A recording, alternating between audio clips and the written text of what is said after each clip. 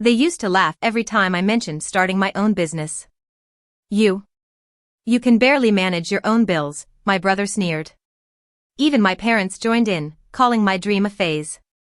But the louder they laughed, the harder I worked, alone, exhausted, and terrified. I built something from nothing while they mocked every setback. Now that my business thrives, those same voices whisper a new tune, demanding their share of the profits they once called impossible. They think family guilt will break me. They've clearly forgotten who built this empire. When I first told my family about the idea, the living room turned into a comedy club. I can still hear the echo of my father's laugh, sharp, dismissive, cutting straight through me. A business? You can't even keep a steady job. What will you sell, your bad luck? My mother smiled, the kind of polite smile people give when they don't want to look cruel but can't hide disbelief. Honey, we just want you to be realistic. Dreams don't pay rent. I nodded then, pretending their words didn't sting. But inside, something broke, and something stronger replaced it. The idea had come to me while working nights at a cheap electronics store. I watched customers pay ridiculous markups for basic repairs. I realized I could do it faster, cheaper, and better. But to my family, that plan sounded like another fantasy from the failure of the household. At dinner, my brother Tyler wouldn't stop teasing. You'll be bankrupt before you print your first receipt, he said, raising his glass. To my little entrepreneur, may your imaginary company prosper. Everyone laughed. Except me. I stopped bringing up the business after that night. Instead, I worked in silence. Every extra dollar from my paycheck went into equipment, tools, spare parts, a second-hand laptop. I spent nights watching tutorials, studying supply chains, learning how to build an online storefront. While my friends went out drinking, I stayed in fixing broken gadgets for neighbors. The first month I made barely $100. But that 100 felt heavier than any paycheck I'd ever earned. It was mine. Word spread slowly. A coworker recommended me to a friend. That friend told two more. Soon, my phone buzzed nonstop. I was sleeping 3 hours a night and skipping meals to meet orders. The exhaustion was brutal, but the freedom was intoxicating. Still, I didn't tell my family. I wanted proof before I faced their laughter again. 6 months later, I walked into Sunday dinner wearing clothes without grease stains for once. Tyler smirked. Wow, big night out? Or did the business finally crash? I smiled. Actually, I quit my job last week. Dad dropped his fork. You what? I'm doing my business full-time now. They burst out laughing again, louder this time. Full-time failure. Tyler shouted. You'll be back begging for rent by next month. I didn't argue. I just looked at them, memorizing every word. Because deep down, I knew something they didn't. I'd already signed my first bulk repair contract with a small tech distributor. It wasn't huge money, but it was steady. When the first payment hit my account, I stared at the numbers until my eyes blurred. Then I cried, not from joy, but from relief. For the first time, my survival didn't depend on anyone's approval. Within a year, I moved into a tiny office downtown. I hung a cheap sign over the door, Fix Red Electronics. It wasn't glamorous, but it was mine. Mom called one afternoon. Honey, your father and I were thinking, it's nice you have your little hobby, but don't you think it's time to get something stable? I almost laughed. Mom, I just hired my third technician. Silence. Then a nervous chuckle. Well, that's good, dear. We're proud of you. They weren't proud. They were shocked. But that was fine. The numbers would do the talking soon enough. By the end of the second year, I had a team of 7 in contracts in 3 cities. The kid they laughed at was now paying more in taxes than my father earned annually. When I showed up at the next family dinner, the atmosphere was different. Polite smiles, cautious compliments. Tyler raised his glass again, this time in mock celebration. Looks like someone finally got lucky. Lucky. That word burned hotter than all their laughter. They still couldn't admit I'd built this with sweat, failure, and stubbornness. But their tune would change soon. Success has a way of rewriting history, and my family was already sharpening their pens. Success changed me, but not in the way my family expected. It didn't make me arrogant, it made me quiet. Careful. Observant. I'd learned that not everyone clapping for you wants to see you win. A few months after that awkward dinner, I started noticing a shift. My mom began calling more often, not to ask how I was doing, but to ask what I was doing. "So, business is good then," she'd say, pretending it was casual conversation. "It's steady," I'd answer. She'd pause, then add, "Your father was wondering if you could help with a little loan just until his bonus comes through." I hesitated. My parents had never asked me for money before. In the past, I was the one asking them. Still, I transferred the amount they needed, figuring it was a one-time favor. It wasn't. 2 weeks later, Tyler called. "Hey, big boss," he said, his tone dripping with fake cheer. "I heard business is booming. I could use some help with rent this month. You know how it is." I helped him too. It was small change for me at that point, but it left a strange taste in my mouth. Soon, my family began treating my generosity like an open faucet. Every request came with a smile, every favor disguised as family helping family. But when I mentioned expanding my business, their enthusiasm evaporated. Dad frowned. "You're taking on too much risk. You should slow down before you ruin everything." Tyler snorted. "You're lucky it worked out this far. Don't push it." That's when I realized something. They didn't actually want me to succeed. They just wanted me to stay reachable. Dependent. Controlled. I stopped answering calls for a while. Buried myself in work again. By year 3, I had 2 offices, 12 employees, and a steady stream of corporate clients. We weren't a small shop anymore, we were a brand. Then came the moment everything shifted. A local business magazine ran a feature titled "From Basement to Business Empire: The Rise of Fix-Right Electronics." My photo was on the cover.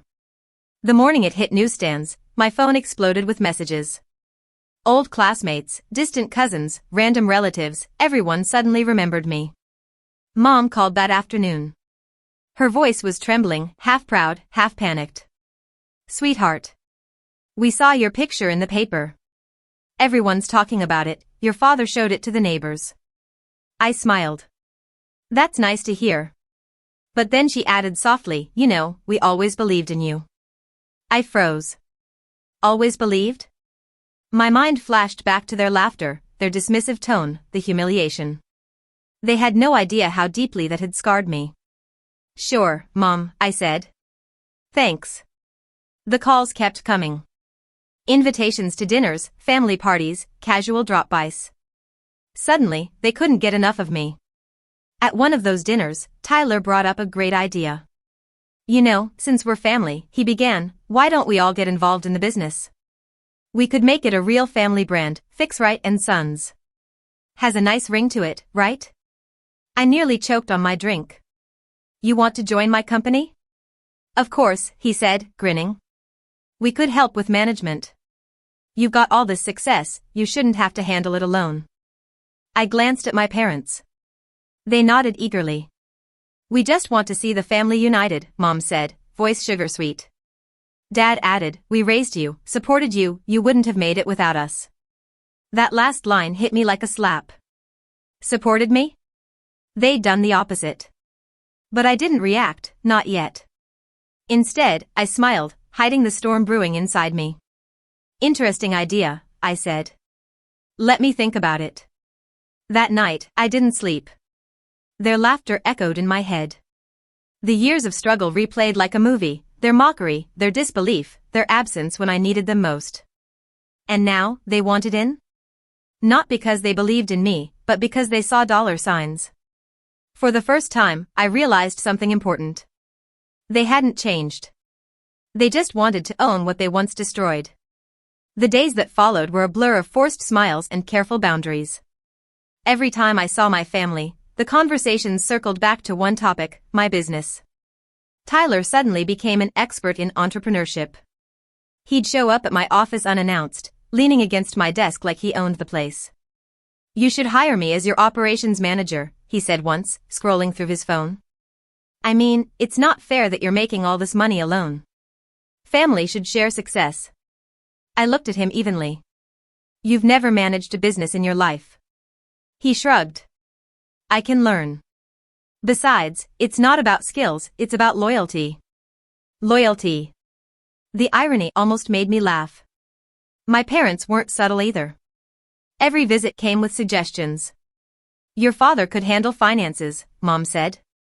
He was great at budgeting when we raised you. Dad nodded solemnly, like he'd been waiting for his cue. It's time we keep this business in the family. You wouldn't want outsiders taking advantage of you. Outsiders? They meant my employees, the people who'd been there since the beginning, who'd believed when no one else did. I kept my voice calm. I already have a team I trust. Dad's eyes hardened. You're forgetting who raised you. You owe us some respect, and a little gratitude. That word, oh, landed like a stone in my chest. I'd spent my entire life paying emotional debts I never agreed to. The pressure didn't stop there. At family gatherings, they began making public comments, subtle jabs disguised as jokes. Guess we raised a millionaire. Tyler would say, patting my shoulder. Don't forget us little people when you're flying first class. Everyone laughed. But I saw the envy behind his grin. Even relatives I barely knew started calling me boss. They all wanted favors, jobs, loans, connections. My success had become a currency, and everyone wanted a piece. One night, I finally snapped. Tyler had shown up at my office again, this time with a printed proposal. Look, he said proudly, sliding the papers across my desk. It's a family partnership agreement. You get 60%, I get 25%, and Mom and Dad split the rest. I stared at the document in disbelief. You're serious? He grinned. Of course. It's only fair. You wouldn't even have made it without us. I leaned back slowly. Without you? I repeated. You mean the people who laughed when I started? Who called me delusional? His expression faltered. Come on, that was years ago. We were just joking. No, I said quietly. You weren't. Tyler's face hardened. Don't be ungrateful. You're successful now, you can afford to share. It's family. There it was again. That word of a family, used like a weapon. I'll think about it, I said, ending the conversation. But I didn't go home that night. I stayed in the office, staring at the city lights through the window. Every part of me wanted to scream. They weren't proud of me, they were entitled to me. For the next few weeks, the calls turned nastier. When I didn't respond, Mom left long voicemails about forgetting where I came from. Dad accused me of abandoning the family. Tyler even showed up drunk one evening, pounding on my door, yelling that I was selfish. I didn't open it. I just watched through the window as he stumbled back to his car. That night, I made a decision. If they wanted to turn this into a war over what was fair, I'd let them. But I wouldn't fight it emotionally, I'd fight it smart. Revenge doesn't always mean destruction. Sometimes, it means making the truth impossible to ignore. So, I began to plan. Planning revenge wasn't about rage, it was about clarity. I didn't want to scream or argue. I wanted them to see, beyond doubt, how little they'd ever believed in me, and how much they had already taken. I started by gathering everything, old text messages, emails, and photos, proof of every moment they'd mocked or dismissed me. I wasn't hoarding them for spite, I wanted a reminder of what I'd overcome. Each cruel word was fuel. Then, I began reshaping the company itself. My lawyer, Priya, was the first person I called. I need to restructure Fixrite Electronics, I told her. Everything in writing. Ownership, employee shares, future royalties.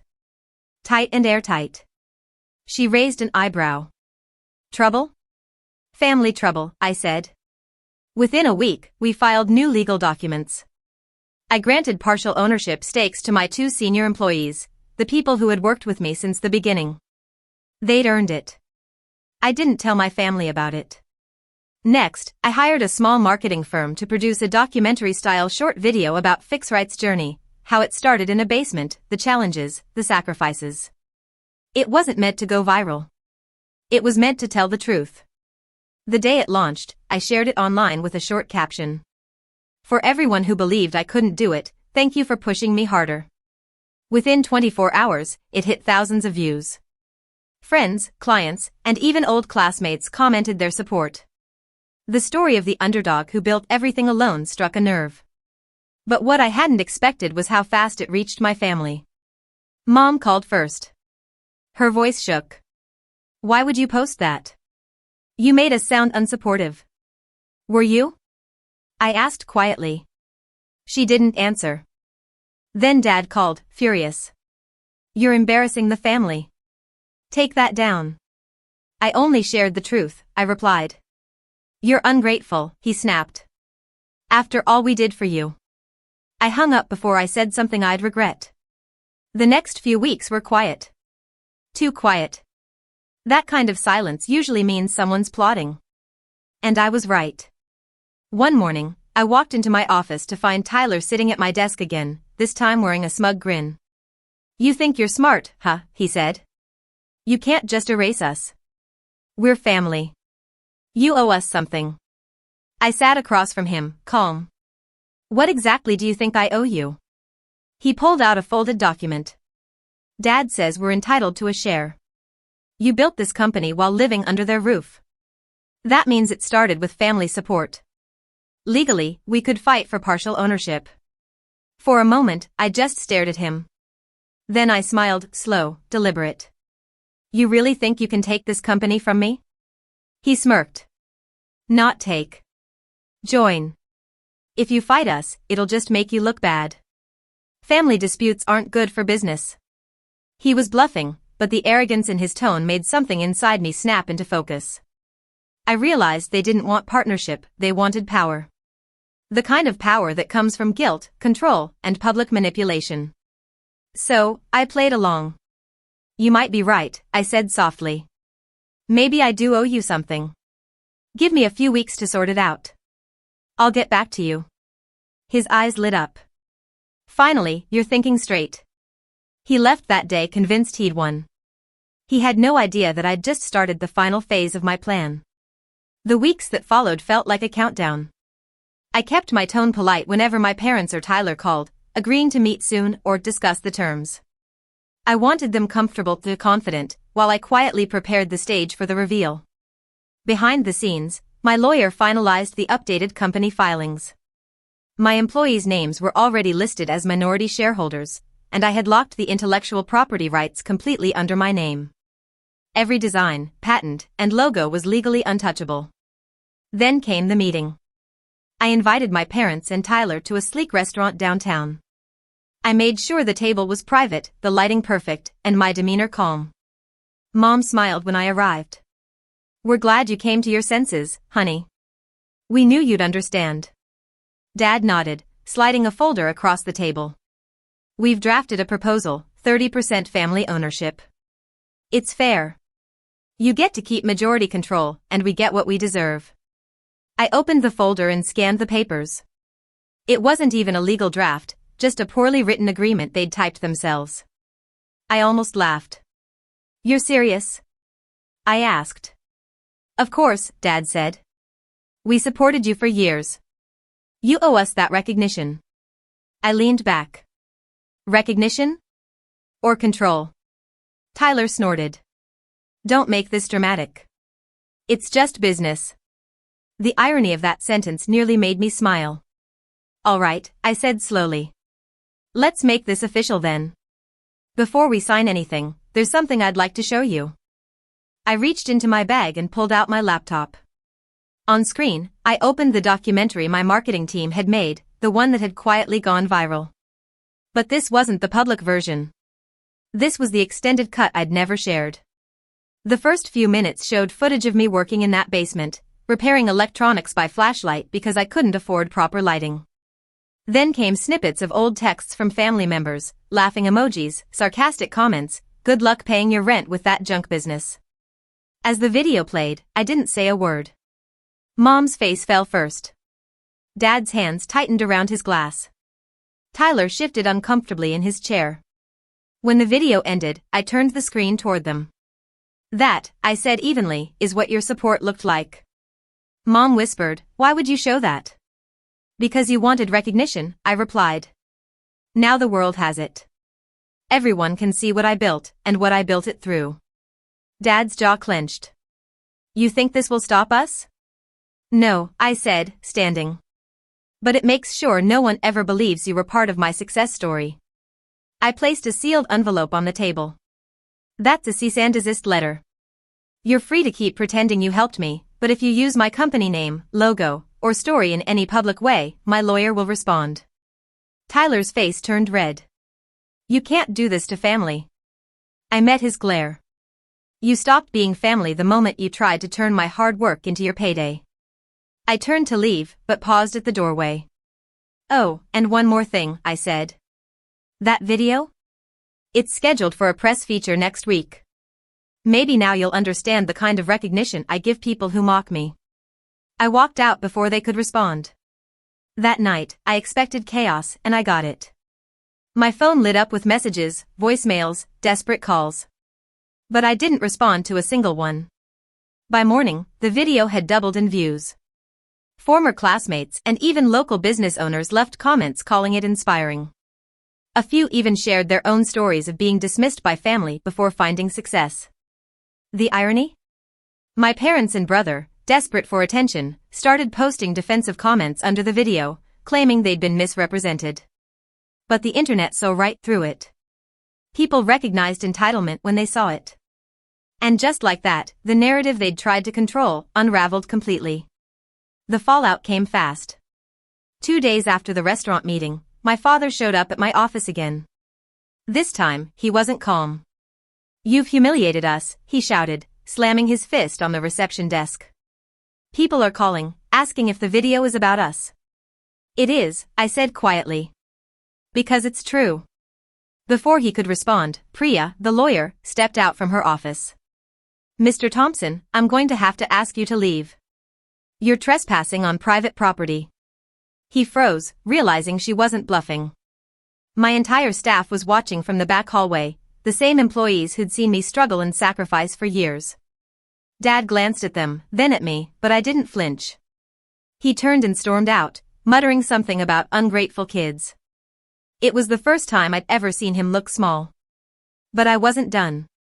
I had one last move to play, one that would not only seal my freedom from their manipulation but also rewrite the story they'd tried to claim. I called up a local business network that hosted a yearly event celebrating small business owners. I'd been nominated before but declined to attend. This year, I accepted. The night of the event, I stood in front of hundreds of people, lights blazing, cameras rolling. When I was called on stage, the host introduced me as the entrepreneur who built his empire from family rejection. I gave a speech I'll never forget. I started with nothing but a stubborn idea and a few broken tools. The people closest to me laughed, doubted, and even tried to take credit when it worked. But success doesn't come from approval, it comes from persistence. From believing in yourself even when no one else does. The crowd erupted in applause. The next morning, the video of my speech went viral, far beyond the local community. It landed on business pages, motivation forums, and eventually even a Reddit thread about people who turned pain into power. That's when my revenge truly began to sting. Because now, everybody knew the story. My name and my independence were everywhere. Clients poured in, partnerships opened, and investors reached out. My company's revenue tripled within months. Meanwhile, my family's reputation took a hit. Their neighbors whispered. People unfollowed them online. Their community respect cracked under the weight of public truth. Tyler tried to do damage control. He created his own consulting business page, pretending to be a self-made entrepreneur. But people quickly connected the dots, commenting things like, "Aren't you the brother who tried to steal from him? Wow, from mocking to mooching, impressive career move." It was brutal. But I didn't respond, didn't gloat. I didn't have to. The silence was louder than any insult. One evening, months later, Mom showed up at my office quietly. No anger this time, just tired eyes. "Can we talk?" she asked. I let her in. She looked around, taking in the polished walls, the team working with laughter, the life I'd built on my own. Tears welled up in her eyes. "We were wrong," she whispered. "We thought we were protecting you from failure. But we were just scared you'd outgrow us." Her words hit deeper than I expected.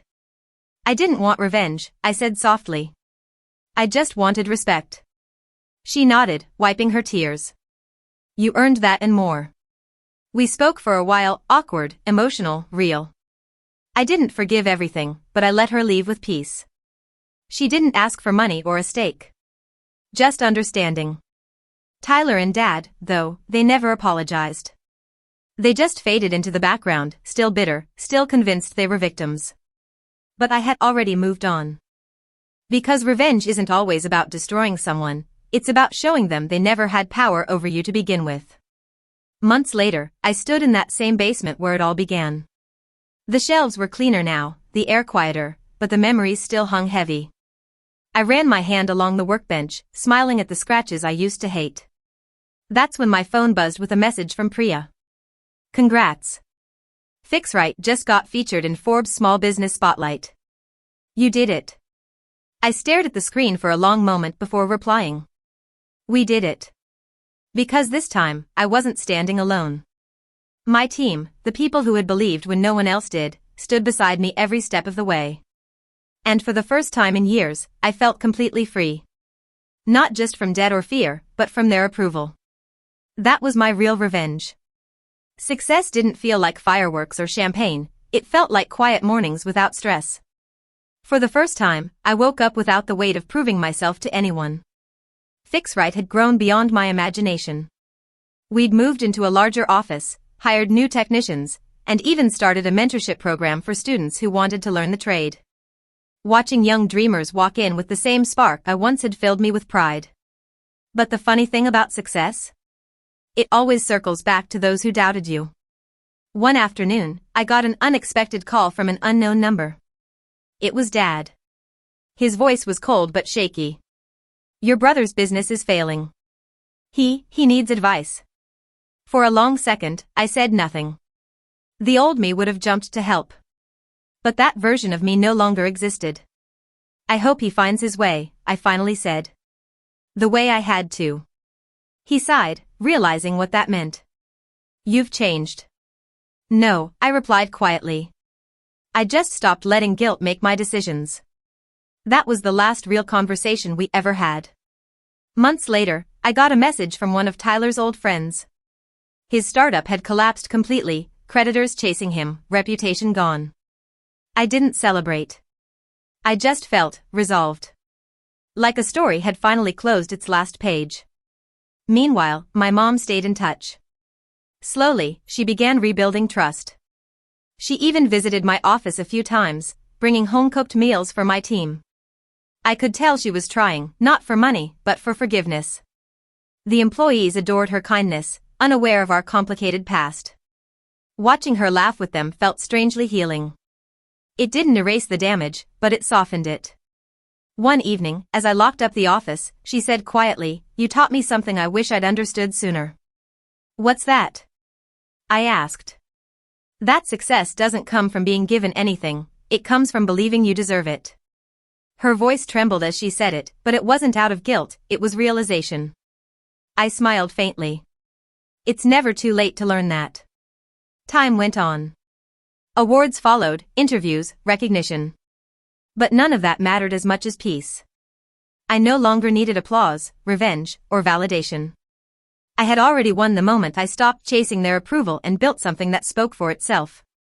And sometimes, late at night, I still scrolled back to the early photos, the dusty basement, the broken fans, the laughter that once made me doubt myself.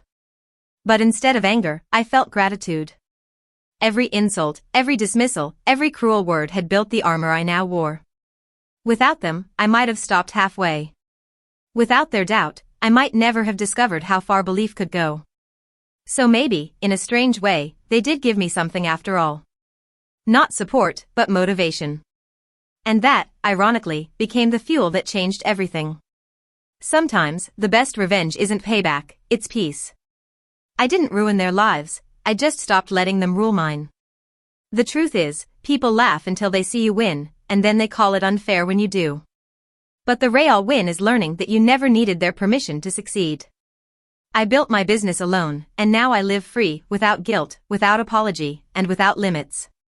Because success tastes better when it's earned through silence, sacrifice, and self-respect.